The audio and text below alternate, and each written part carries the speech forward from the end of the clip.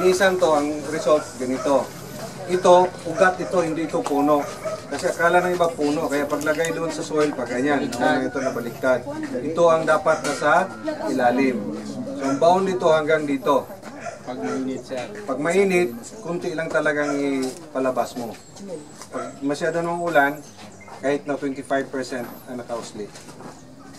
So, paglagay mo dito after maglinis, kinabukasan may magtubo na yan. So, baybat. So, ito, third day na ito. So, marami nang natanim. So, ito na naman. So, ito ang dali natin mamaya.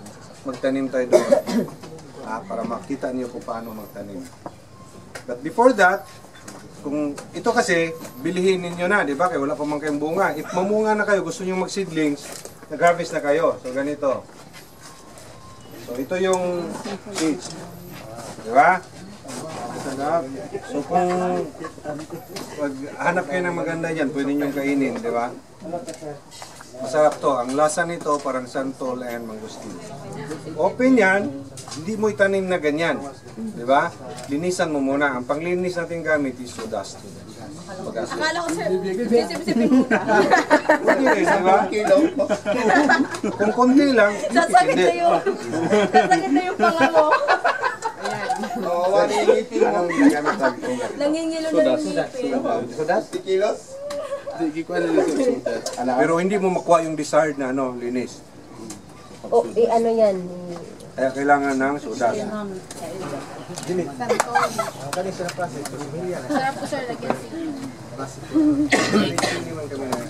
Pag maramihan na, yan na, lagay namin dyan, tapak-tapakan mo lang yan. Di, wag mo na isahin. So, ganyan lang siya. Lagay mo dyan. Hindi mas kailangan sa... Kumot-kumot sa dakong kamot, di ba? Oh. Dugay man matangtang siya. Oo. Dili anaon. Mura ra man kag nagkuha na nagsampo, nagid siya. Mo gid siya di ba? Nagiwalay Tanggal ng di ba? After maglinis siya, hugasan mo ng tubig kasi nandiyan pa man. After mo hugas ng tubig, ipalitaw mo. Yung maglitaw, patayon, di ba?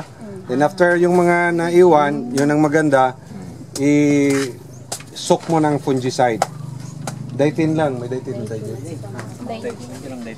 So, kunti lang yan siya. Para pang lason lang, di ba? Kunti lang. Actually, marami na nga ito Daitin, fungicide. Para saan yun, sir? To prevent against fungus kasi yung sa lupa mo, may posibleng may fungus siya. Pati insects. Sabi mo, makasira pa insecticide. Lason yan So, wala ding insect na magano dyan. Yung mga nematodes.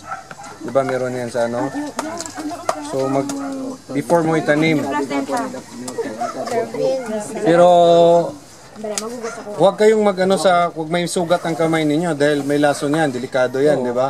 Hindi yung kamay, yung sugat mo, ayos, ma-cure agad.